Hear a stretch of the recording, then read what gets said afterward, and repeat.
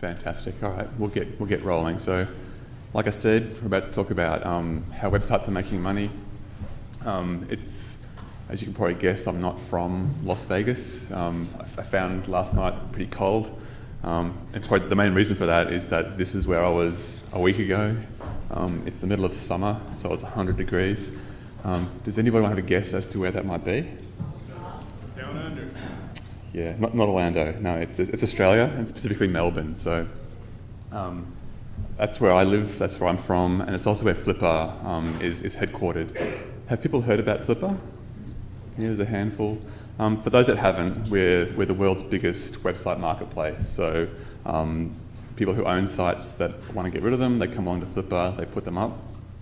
They'll add things around what the domain is, how much it earns, how much traffic they get, what kind of site it is, and also what kind of niche that they're playing in.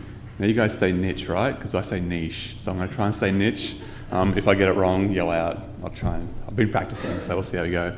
So what niche they're in, and at the same time while they're entering this information, we'll go off and spider their site, and we'll grab things like what platform it's built on and how they're monetizing that site. We'll bring that all together, and we'll create a listing for them or an auction. Bidders come along and they bid on that to get the final price, and then the winner is how it sells. So it's kind of like eBay, but we just do websites and domains as well. But websites are our bread and butter. Probably in the next few months we'll have sold about $100 million worth of websites since we kicked off about 3 years ago. So there's a stack of volume in there, which is pretty exciting stuff. So I'm the operations manager for Flipper. So I look after 3 main areas, and they're the web development team. So any changes to the site, they come through my guys. I also look after marketing, and so we've got our amazing PR director, Lara Miller, here as well. And also the blog and the newsletter, that's done by my guys as well. And then we have the customer support team. So if you guys have a list or you're buying on Flipper, you're talking to our guys there. So I guess as part of all of that, we get a good cross-section of feel for how people are selling sites and what they're doing with their websites.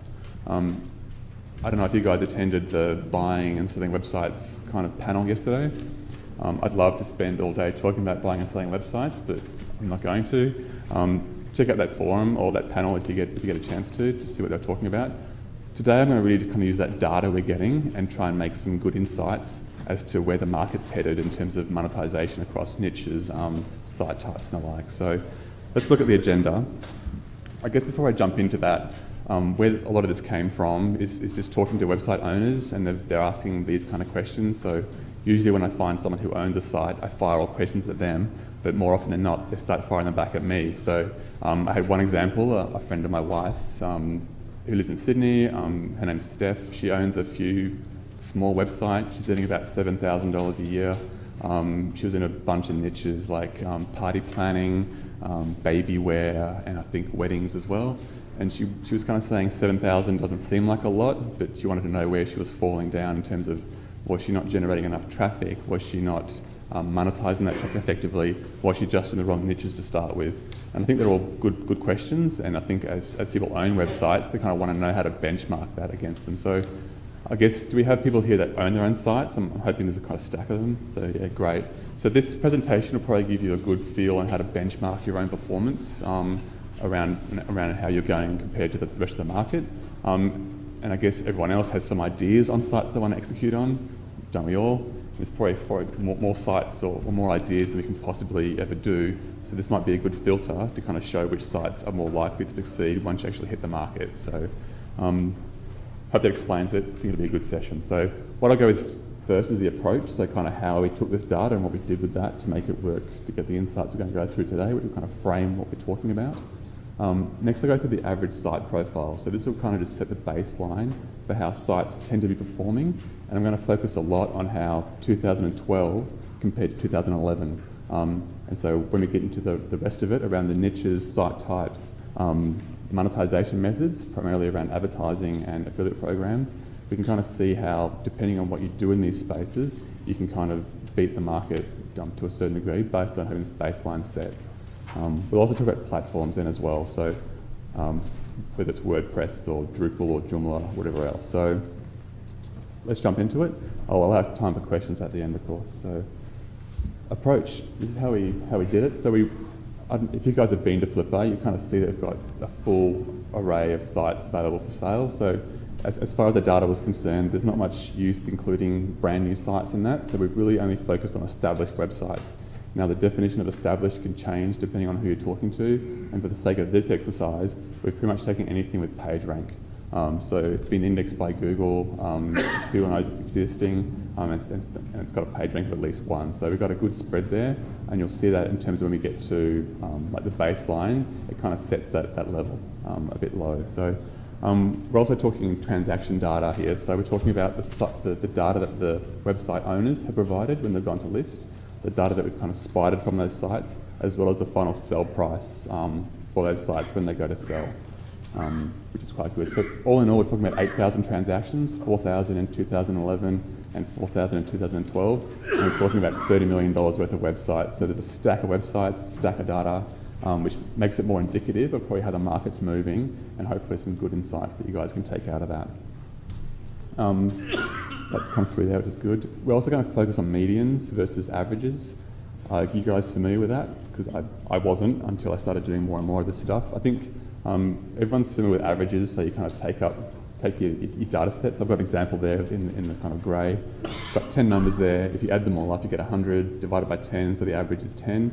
It's not necessarily indicative of what we're talking about here, because most of the numbers are actually below that, and so we're kind of held to ransom by these outliers. So we're going to go with median, and median really just is the middle number if we line them all up in a row. So it tends to be a bit more conservative, so some of these numbers you'll see are relatively low, and that's because we've gone with median. It still tends to be good in terms of relative growth between niches and between years and so forth. That's the end of the maths lesson. Hopefully that was all made sense. Next we'll go into a bit of a site profile. So given we've got this data, what does a standard website look like? If you guys have sites in your portfolio that you're not so happy with, you probably take some comfort by seeing what the average site actually looks like in reality. I'll also compare that to the previous year. So we're talking $133 in monthly revenue. And again, this is the whole market, so it's the bottom end and the low end. So we're talking an average monthly revenue of $133. That's dropped by 12% on 2011, so most site owners are probably feeling a bit of a squeeze.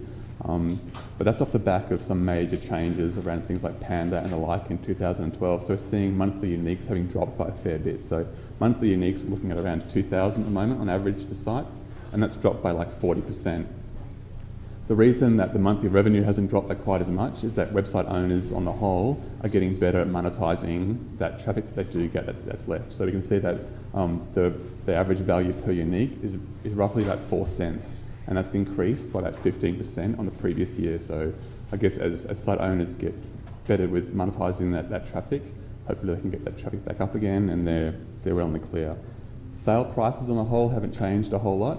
It's dropped by 1%, which isn't a whole lot to worry about. It's at $500. And so what we'll be doing through this presentation is trying to see how different niches compare to this and how different monetization methods compare to this as well. Site multiples are about 8 times monthly revenue. To me, this seems extremely low, but that's based off it being a median again. So things like e-commerce sites, which incur a higher cost, and so the revenue isn't worth as much, tend to drag that back. So they're the kind of the high-level numbers, the baseline. I guess outside of that, we're talking about most sites being built on the big CMSs, so the ones that you're all familiar with around, be it Blogger or Drupal or WordPress. So WordPress by far the largest, as we'll see later on. And the last stat actually surprised me. Like most sites are only using a single monetization method. So you're talking about 90% of sites that are earning revenue that is using one method. That's slightly down on 2011, but it's still only one, which I thought was interesting. I thought we were using more, so we'll see how they plan out. So now that we have this kind of idea of what the average site looks like, we'll jump into the good stuff, and we'll start with niches. So we're looking at 18 different niches, and before anybody asks, there's no adult niche. We don't do that at the moment. So I've done it in terms of order of volume.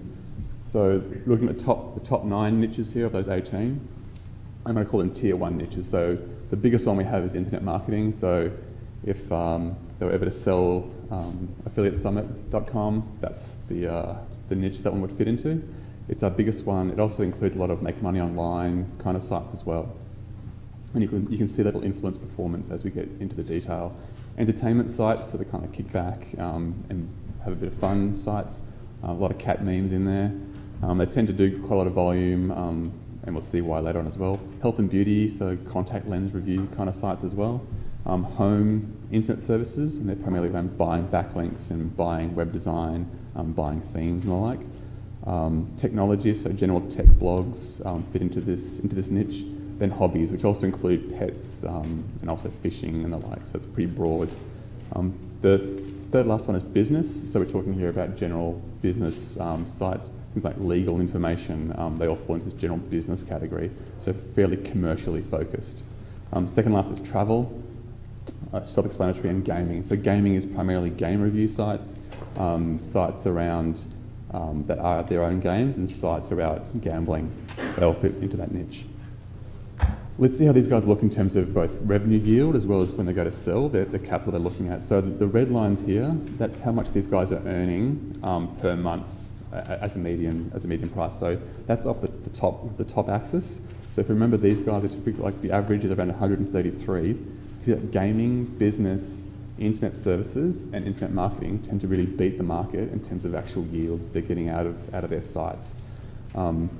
When it comes to selling, which is the blue bar, remember the average price about 500. We're seeing gaming again tends to beat the market.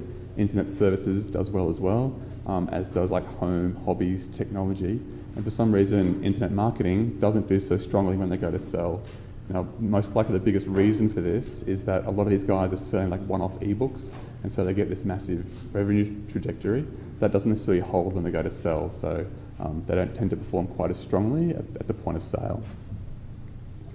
Next, we'll have a look at how they kind of perform in terms of traffic, both in terms of attracting traffic and monetizing the traffic that they do get. So the blue line here is the uniques these guys are getting in. Again, this is a median, so it can be influenced by a number of factors, but we're going to go with a median per niche at the moment. Gaming is smashing it, you can kind of understand. These guys are great at getting the traffic in there, and entertainment are also quite good. They're relatively similar niches in terms of a lot of people are looking to be entertained. Gaming, to some extent, is a form of entertainment. That's not necessarily translating through into monetization, though. So the average monetization being 4 cents, these guys are less than 2 cents per unique user. Not so bad given the volume of traffic they're getting, but they probably want to keep an eye on that. So if they can get a better monetization off those in those niches, they're onto a winner, which is a good thing. The guys that are really doing well in terms of monetization tend to be business, internet services, and internet marketing, like I said before. So probably the more commercially oriented sites do better at monetization. They don't need to rely so heavily on sheer traffic volumes, which I thought was interesting. So we'll look at an example of this for a tier 1 niche, and we're going with the home niche. So this was like an average performer, wasn't awesome, wasn't dreadful. This is where to get movingboxes.com. So it's monetized through share a sale. You can see them on the top right there. Page rank 1, so it's not an amazingly large site to start with. $69 in terms of monthly revenue, which is not enough to retire on. And then there's 301 verified monthly unique. So the seller, when they went to list, they verified their traffic stats through analytics, so we know that we can rely on those stats as far as this exercise is concerned. Sold for $747, so the multiple's pretty good. Fair bit of interest in terms of 24 bids, and it's probably off the back of the fact that these guys are earning about 24 cents per unique user. So that's relatively attractive. The new owner who gets that, if they can get the same quality traffic in greater volumes, they're going to be able to kind of increase that revenue pretty fast, which means it's a good thing. So, yeah, good example, small site.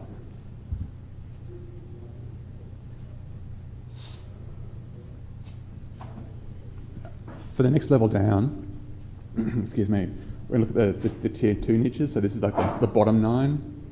These guys are a bit smaller. That doesn't necessarily mean that they perform any worse than the big guys. So the biggest one here is employment and education. Sometimes that line tends to blur a bit. The next one's electronics. So it's things like tablet reviews and cell phone reviews. Then there's finance, so Forex type sites, as well as how to check your credit card, get your credit balance down, those sorts of niches. The other one is social media, and this has been primarily for 2012. We saw a lot of things like how to buy Twitter followers, how to buy Facebook likes, and that kind of blossomed in its own niche, and it grew quite rapidly in 2012 compared to 2011. Next we have family, so we had kidsandbabies.com as a forum. It's also a pretty big niche in terms of growth. Then we have news, self-explanatory, sport, which kind of covers that massive board we saw downstairs, and then automotive, and it's primarily cars, motorbikes and trucks in that niche. So let's see how these guys are going in terms of revenue. So I'm using the same kind of baseline here again. So the red is how good they are at attracting revenue, and the blue is how good they are at kind of when they go to sell, how much demand there is for the kind of sites that they're selling. So you can see social media has kind of blitzed the field in terms of revenue, and again, this is off the back of kind of what we've seen a bit of a fad in 2012 around buying kind of social quality around followers and likes. Anybody tried it? It's all right, I won't tell anyone, but I guess we saw a lot of it in early 2012. It became pretty popular. For $10 you could buy 10,000 likes. It tended to work a little bit maybe in terms of getting more likes that are more real after that, but as Google and Twitter and Facebook get better at kind of filtering those guys out, the value of those services become less and less, and so I don't think we're going to see these kind of yields in 2013 going forward. The rest of them will just be kind of sites about social media, not necessarily selling kind of social media boosters to a certain degree. Outside of that, family and finance tend to perform quite well in terms of revenue, which is a good thing. Look at the blue bars in terms of what's actually in demand when it goes to sell. The guys that have really beaten the market are automotive, news, family, and employment and education. They tend to be pretty popular when it comes to sell, and they do they're attractive niches to buy into. Again, we've got an example. I'll look at traffic before we jump into that. And this, again, we're talking yield here. So blue lines are how good they are at attracting traffic, and the purple is the yields these guys are talking about. So news, as you'd imagine, they're getting a stack of traffic. They're not necessarily so great at turning that into revenue, which you'd expect. And when you go and look at like the bigger bloggers, that seems to be their biggest pain point going forward. Social media, again, is that outlier. They've got a lot of traffic and they've got a lot of yield in there as well, so they're also beating the market. The guys who are really winning in terms of yield tend to be things around sport, family and finance, and these guys are really doing a good job monetizing the traffic they get into their sites. And it's worth noting that these guys are doing a better job in 2012 than they were in 2011 as well. So we're seeing a lot of growth there, which is really driving that market average too. So now we'll get to that example. This is iKid Apps, so it's a review store for people who want to buy apps for their kids on the Apple Store. It could have fallen into the gaming niche pretty easily as well, but the seller put it in the family niche. It's pretty family focused. PageRank 4, so we're talking a fairly good site. $1,300 in terms of monthly revenue, so it's a relatively good earner, and you're talking 19,000 monthly uniques. That ends up being about 7 cents per user, which is almost double the market rate. So these guys are doing pretty well. I think we've seen that come through in what it went to sell for. So it went for about $19,000, 35 bids. So there's a bit of competition there, which really drove that price up. And then monetized through Linkshare. So Linkshare, I don't know if you guys have used Linkshare before. You guys do use Linkshare. The Apple App Store uses the Linkshare for its affiliate program. So we're seeing a lot of growth in that, but we'll go into that later on. We'll talk about monetization. So now you've got a good feel for site niches that we might want to focus on. I'll spend a quick moment just focusing on different types. So I'm guessing most of you guys have blogs that you're using for site type. We'll just touch on how that might compare to things like forums or review sites as well. So we weren't able to classify all our sites. There's a lot of data in there, we've done for the most part. So you can see that the massive chunk of it are blogs, which you'd expect. After that, we've got e-commerce, which might not be so useful for you guys, but you can kind of see maybe where you're sending some of the affiliate revenue to. Then directories, they're still around. They had their heyday probably 3 or 4 years ago, but they're still hanging in there. Then services, and services are really things they're like e-commerce, but they're selling a service. so they're incurring a cost each time they go to make a sale as well. Social and forum, which are kind of cousins to a certain degree, then marketplaces, and then finally review sites. So that's an order of transaction volume. So review sites are a bit smaller, but they tend to be a high performer, as we'll see later on, and as you kind of expect to a certain degree. In terms of revenue, you can see that the services and e-commerce, the red lines then, are really kind of beating the market. These guys, it's a bit skewed. They wear a cost to fulfill that service or fulfill that revenue, and so their margins aren't quite as big when you take that into account. Social tends to do quite strongly as well. They're a bit of a growing space where people are kind of starting their own social networks around particular niches. When it comes to sell, as we can see on the blue line, you can see review sites are starting to really come into their own, as are forums. Forum demand has been pretty strong almost since they began. It's come down on the previous year, and we're seeing a few more forum sites actually employ more affiliate marketing programs in how they operate as well. I've got an example much later, which will kind of illustrate this to a certain degree. Pretty interesting here is that the WordPress sites and the review sites are earning roughly the same amount of money, so they've got like a same size red bar. But when it comes to sell, the review guys are getting more money for their sites. So there's probably a bit more demand for a focused review sites than a standard blog. Again, traffic, so the blue line is how good these guys are at attracting traffic. You can see forum and social just blitz the market, which you'd expect. They're not so great on the purple, which is at monetization. So they're kind of like the forums are probably about 2 cents per user, which is half the market rate. Review sites, on the other hand, they're doing a pretty good job. They're about 8 cents per user, so they kind of double the market rate in terms of monetization based on that site type. E-commerce and services, again, they're doing some great work in terms of revenue per user. Again, they're incurring a fair bit of cost as part of that revenue too. So yeah, let's look at an example here. We've got a review site for hydration packs. This is a small site that sold in 2012. It's been monetized through Amazon. Page rank 1, again, it's a small site. I've tried to pick kind of modest examples rather than my fave big ones. $24 monthly revenue and 870 monthly unique. So you're talking about 3 cents loosely per user. That's probably off the back of Amazon. Amazon doesn't tend to perform quite as strongly, and it can also depend on how they've kind of implemented Amazon into their site. Sold for 210, 19 bids. It's not a bad sale, not a massive price, and it's probably off the back of the volumes being so low there. But still, it's a good example, I think, of a review site, and I think we'll see more about reviews in 2013.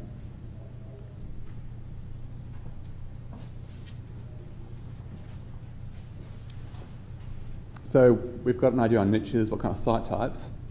Now we'll get into the money makers, like how these sites actually monetizing their traffic. So we'll look at advertising. I don't know if you guys are actually using like traditional advertising at all on your sites as well as affiliates. So we'll look at more traditional AdSense kind of performance, and we'll compare that to some of the affiliate programs you're seeing as well. I'm going to use the same kind of construct around revenue and traffic. I don't think monetization really drives traffic to an extent, but I think it holds relative in terms of how good people are at monetizing the traffic they do get using various programs. So this is the cut of advertising performance. So the big pie on the left is really all monetized sites, and the big kind of reddish pink chunk is how many of those guys are using traditional advertising methods for that. This is shrinking on 2012 compared to 2011, and we'll see probably why that is later on. Of all the guys using traditional advertising, AdSense, this blitzes the field, is massive. Outside of that, there's buy-sell ads, info links, and Jatika. So hopefully you guys might have heard of some of those. So let's see how they go in terms of revenue. So open ads and DoubleClick, we had much lower volume from those guys. For some reason, they were really good quality in 2012, and so it's kind of like skewed the field a bit. So we'll just kind of ignore them for purposes here. What we can really see in terms of the revenues that these guys are earning, it tends to be below par against the market. As you can see by those red lines on the bottom there, these guys aren't kind of retiring off these sites. It's actually fallen back a lot more than on previous years. So we saw the market average, the revenue dropped by about 12%. These guys are dropping by about 20% on the previous year. So if you're relying just purely on ad-based revenue, it's probably not going to be a sustainable trend for you forever. For some reason, buy-sell ads are still getting a good price when they go to sell, and I'm guessing it's for reasons outside of monetization. So it's probably just the quality of the backlink profile and other activities, or they've got a good idea on how to kind of switch out of buy-sell ads to something else. And I've got an example of a buy-sell ad site later on. Now we know revenue. Let's see how it looks in terms of traffic. So again, we'll kind of ignore the kind of smaller guys on top. The traffic's probably not as relevant here. It's more around how good they are at monetizing that, which is the purple line we're seeing on the bottom there. So the average site doing 4 cents, I've kind of hammered that a few times now. These guys are struggling to hit 2 cents per user. So that monetization is pretty lame, and again, it's down on the previous year. So the guys that were, while people are getting better at monetization, the guys owning advertising sites, they're kind of sliding backwards. So maybe you're thinking that the money spent on affiliate programs are a good thing. So let's look at an example. This is crispme.com. When they listed on Flipper, they were purely a buy-sell ads monetized site. As you can see there, they've got a few more Google AdSense in there. No surprises for guessing who's been to Optimizely or Fluid surveys off my screenshot. It's a beauty of retargeting. Not a whole lot of revenue, so this wasn't verified revenue, so it's $61. I think if you've got a massive site and you're going to put $61, you're being pretty honest, so I'm willing to believe what the seller's claiming there. That 110,000 monthly uniques, that's verified through Google Analytics, so we know that that's true. So you can see it's a massive amount of traffic, not a lot of revenue. These guys are getting much less than 1 cent per user off that site. So if you'd think they'd be looking at different monetization methods as part of that purchase for $10,000. 55 bids, a lot of demand, but it's primarily at the back of traffic rather than the revenue yield. So the story's looking a little bit bleak in terms of advertising. Let's look at affiliate programs and how they might kind of compare to advertising and how effective these guys are at kind of monetizing that traffic then as well.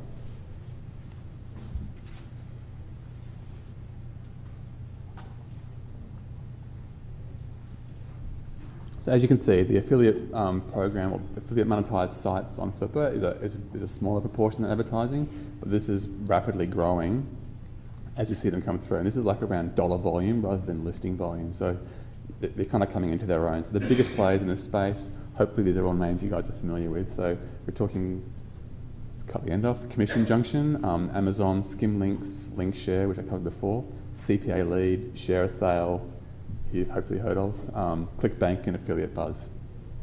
So we'll see how these guys are going in terms of revenue yield for people who are using them. Again, it's the red line. So Linkshare is really doing great in terms of like the guys with well-earning sites. They're using Linkshare. CPA Lead is working quite well as well, as is Commission Junction for these guys.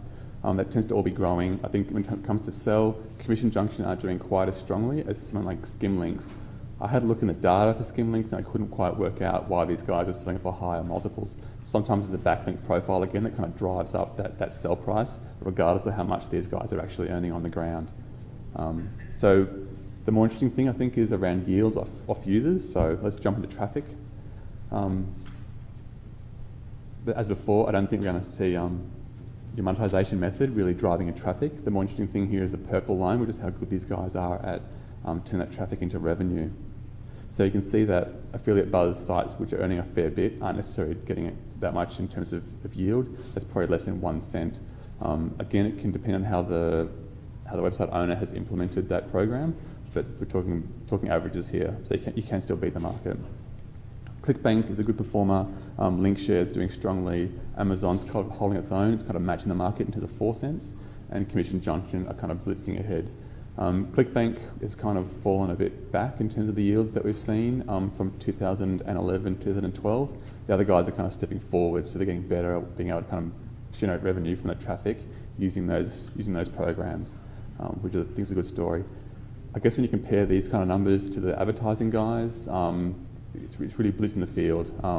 These guys are typically well above the 4 cent mark, which makes it a lot more attractive than kind of the more hands-off ad programs that people might use. Let's look at an example again. We've got Love the Outdoors, because we do. PageRank 3, so it's a relatively good site. It's monetized through Amazon, so Amazon isn't necessarily a strong performer here anyway. $1,200 monthly revenue, so it's a fairly good earner. 118,000 monthly uniques, which again is strong. It's been verified through analytics, so we know that that one's true. It's also what's driven this kind of sale price of 37,000. That's despite the fact that these guys are earning, probably 1 cent or so off the affiliate program that they've decided to use. So hopefully the new owners have done a bit more, otherwise that multiple is going to really come back and bite them for what they pay for the site. So we've got a bit of a grasp now in terms of monetization. Now we look at platforms. Now I was kind of in two minds about including platforms. I don't think if you have a WordPress site versus a Blogger site really defines a whole lot in terms of how much traffic you're going to get, how well you can monetize and the like. We'll look at it anyway just to kind of see how different people are executing when it comes to the market.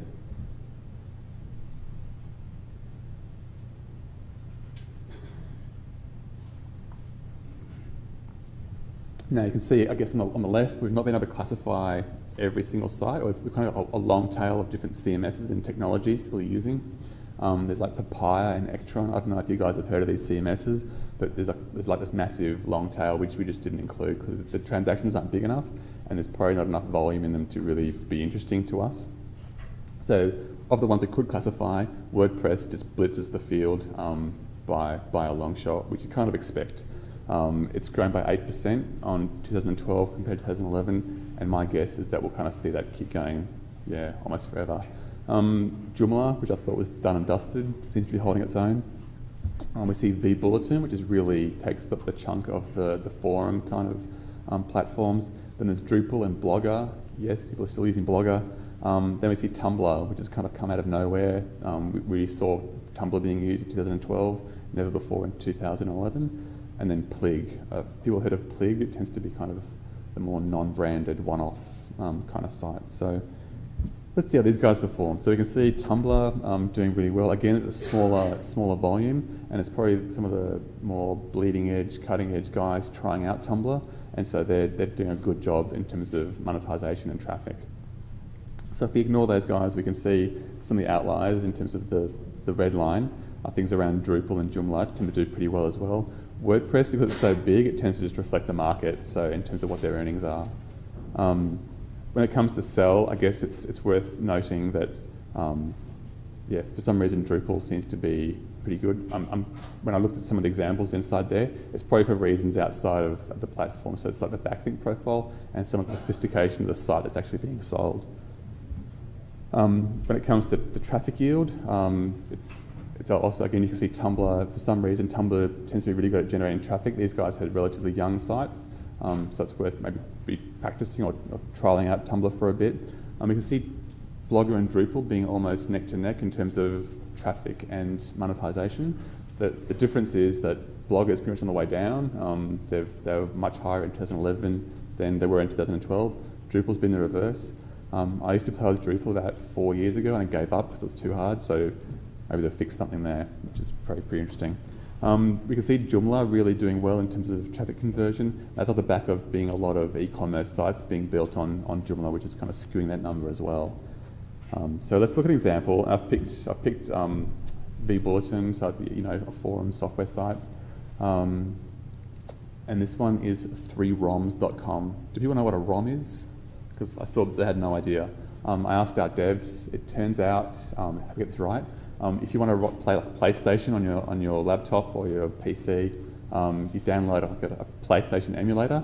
When you want to play games on this emulator, you download what's called a ROM, which is like the game that you would otherwise plug into PlayStation. If it sounds dodgy, I think it actually might be a bit iffy. If we'd picked this up before the sale, we probably would have shut it down because we don't really allow copyrighted content. But for today's exercise, it's probably still worth including. It's monetized through CPA lead. I think forums are like notoriously hard to monetize. I've been on a few forums and I've seen more of them kind of try a few different affiliate programs and as part of the email updates and the like, and it probably tends to be more effective. I don't think these guys are doing it. It's just this panel that kind of just chucked in the middle here. Maybe because everyone else banned them, I don't know. Pretty low revenue, so $300 monthly, $300 per month. It's not an amazing number. 42,000 uniques, pretty strong. Again, it's verified, so I know it's real. And sold for 3,000. So didn't get a lot of bids. The multiple's pretty low for the amount of traffic it's got, and it's probably more inherent in the fact that it's probably a bit of an iffy niche to be into, and so if the lawyers come running once you buy the site, you're wearing a bit of risk there. So it's probably more risk profile, which is reflecting that price than anything else. Still, it's an interesting example and shows that kind of affiliate kind of programs are getting into more and more different site types as we go along. So we're kind of getting towards the end. We've kind of got a good feel, hopefully now, for niches and platforms and monetizations and site types. Before I open up for questions, I thought I'd just kind of do a quick summary.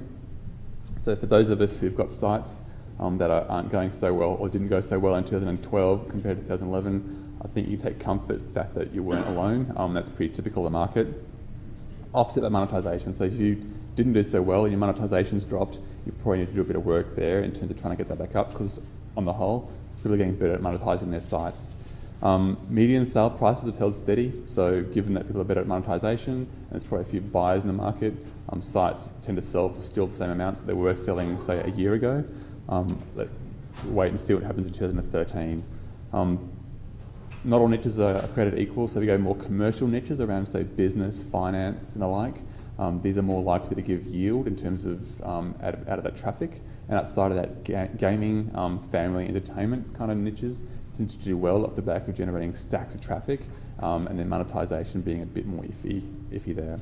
Review sites, like I said before, we're seeing a bit of a comeback there, and that's probably because the monetization in terms of the sales funnel for a user, it's so much part of that. So someone goes to buy a product, they usually go product reviews, and they kind of go with those reviews when they make their purchase. Finally, back on monetization, we're seeing ad revenue is really on the decline.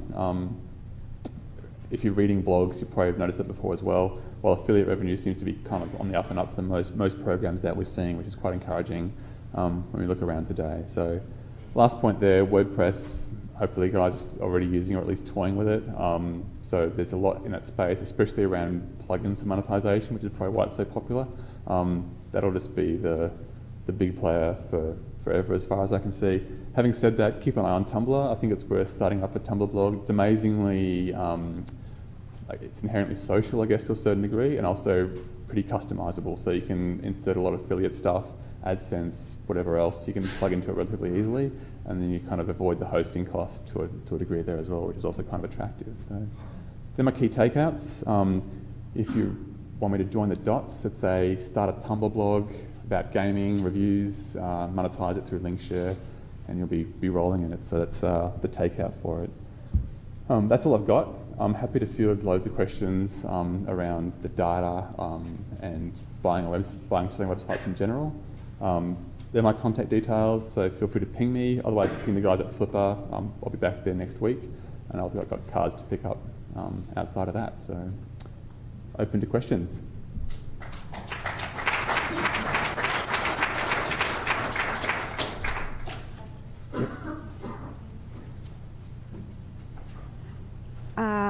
So I'm an affiliate. If I'm making a website and I'm thinking about my exit strategy, so say I'm thinking about a 2 to 5 year exit strategy. Yep. If I was thinking about say 2 years from now, I'm wanting to know what my value is. Do you do valuations? Is that something I could bring the website to you guys and say, what is it right now? What's the value right now? It's probably one of the biggest questions we always get. So people go to list their site, and the first thing they want to know is what's it worth. I think as some of the panel, yesterday were about buying and selling sites. It's kind of hard to do. It'll depend on things like niche and so forth, but also things like the backlink profile, where your traffic sources are from and the like. So it tends to be loosely between, say, 12 and 36 months revenue. It just depends on how long you've had that revenue for. So the longer you can show a revenue trajectory, the better your valuation's going to be. Thank you. I hope that helps. So, what was the one you just said that you should Tumblr, and what was the monetization method? Linkshare. So Linkshare. So do you think that maybe it's that people are overvaluing the Linkshare websites because they're going to go and then immediately switch them to a different affiliate network? Have you looked at to see if that's happening? Yeah, I think I saw that more with skim links than with Linkshare. So Linkshare, I think the revenue yield tends to be relatively high, so it tends to beat the market. So I think we're seeing about 7 cents per user with the guys using Linkshare. So I'd say if you were going to do that, you'd probably want to try and find a program that would beat that, and I'm not sure if you can. I think if you bought like a Skimlinks where the yield was probably a bit lower, or Amazon where it was lower, I think you'd see a lot more of those guys buying the site and switching out the affiliate into something else, and then getting kind of an instant revenue jump just from doing that. Thanks. Make sense? Hi, Andrew. Hi. I was wondering, in reference to that iKid app site, it was, where the legal concern comes in with that. When people are picking names and they're creating websites and they're using titles like that's owned by Apple, and then people sometimes do Facebook or Twitter. I mean, I'm just wondering where the legalities come in here, and do you monitor that, and how does that work? It's a good question. I could do a whole trademark kind of session, I guess. So iKid apps would be fine with, because there's no trademark component inside that. We block certain URLs or domains that come through now. Okay. So if you do iPad, like if you want to try and list iPadsforsale.com, we'd block that based on iPad. Some guy tried to sell helipads.com, and so he couldn't get through. We made an exception in his case because it wasn't iPads.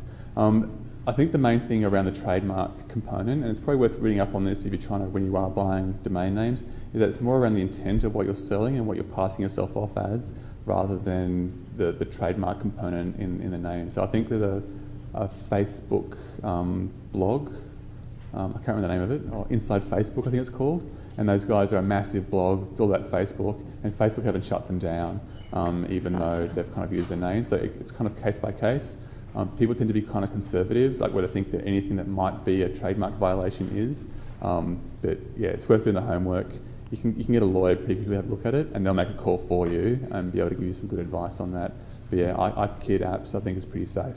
In that it regard. was. I was curious about that. I mean, I don't have any intentions of using anything question. like that, but I know a lot of people think, okay, these terms will rank high because they're popular sites and popular brands. Or they're a brand, yeah. Exactly. Thank you. No problem. Hello. Hi. As a guy who's bought 30 or so websites, I've always tend to focus on reviews, forums, because of auto content generation. The problem that's come around the last 6 months, and I'm curious if you're seeing the same thing, is that a lot of these third-party ad networks, whether it's OpenX, CPX, you can go through the whole list of them, are really moving away from that because the publisher doesn't have control, or at least the perception is, publisher doesn't have control of that content.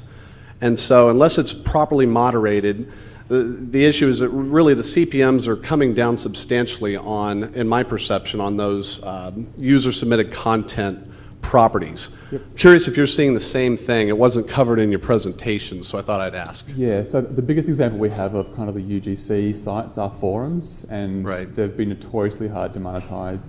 I think there's probably a few reasons outside of just the fact that it's user-generated. I think the usage of those sites is from a different, the intent's a bit different. They're there to hang out rather than actually buy some stuff, which can make it a bit more difficult. I think, I think it depends on the forum as to what it's about. The content, sure, absolutely. The discussion and, Yeah. And I think moderation's key there as well. So the actually well-run forums, I'm still seeing plenty of forums with plenty of ads, and I've actually placed ads for Flipper on forums, and they charge enough.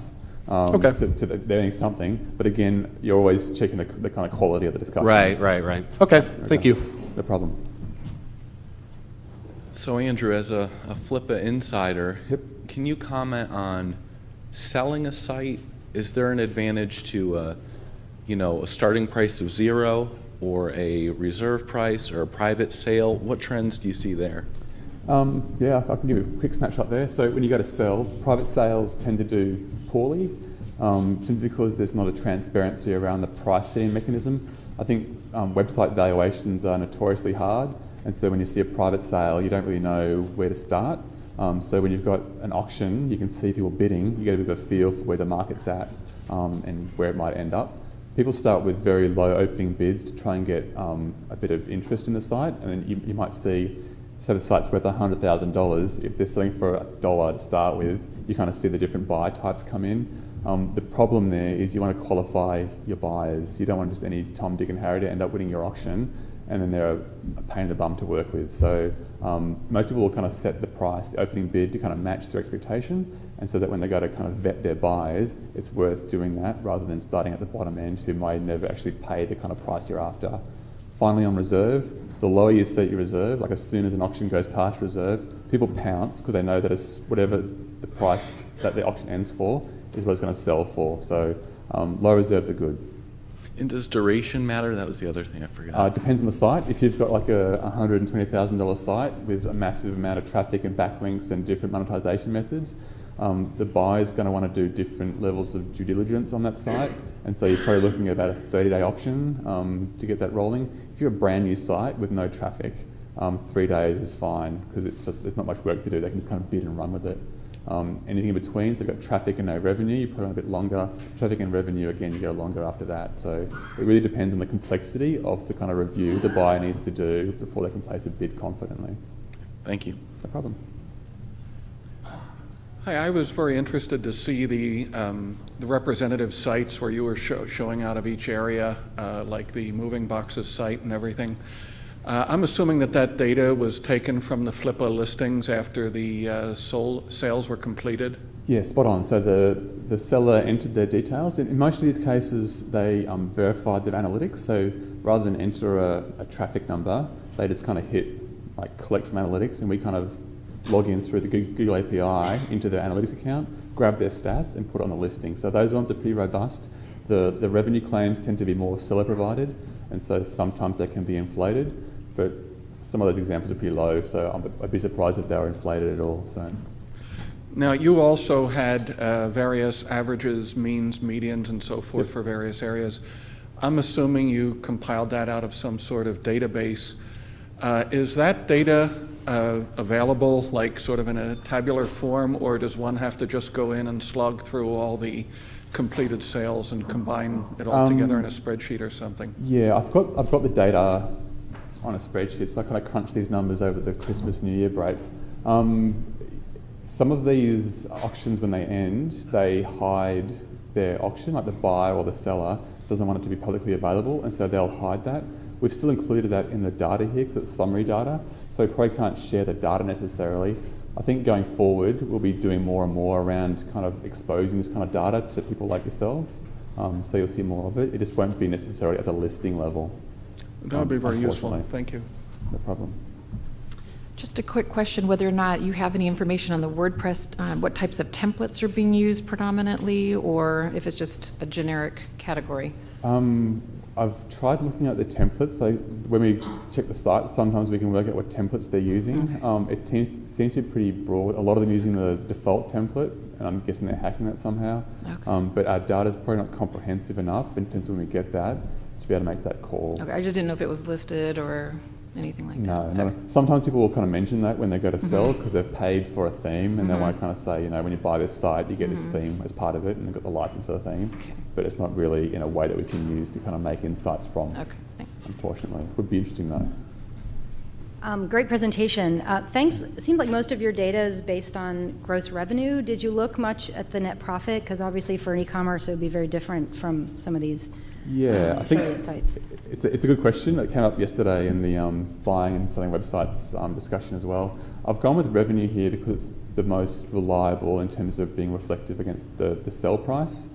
When people talk about revenue or people look at profit, it tends to vary a lot in terms of sometimes they'll include their own time, sometimes they won't, sometimes they'll include the costs effectively, and sometimes they won't. So we've got some guys, like every site incurs cost, right? So there's hosting costs and domain renewal, and we see a whole lot of people who list the revenue accurately and they put zero costs in terms of profit being 100%, which isn't true. So we've done revenue here, and I guess you kind of see that in the e-commerce and service type sites where they had higher revenues, but you just got to bear in mind they're incurring like an inventory cost as part of that, so they're probably not as useful. Great, thank you. No problem. All right, it's a wrap as far as I can see. So, like I said, by all means, ping me down the track if you've got questions that you think of later on. We're happy to answer them. It's what we do. So, thanks.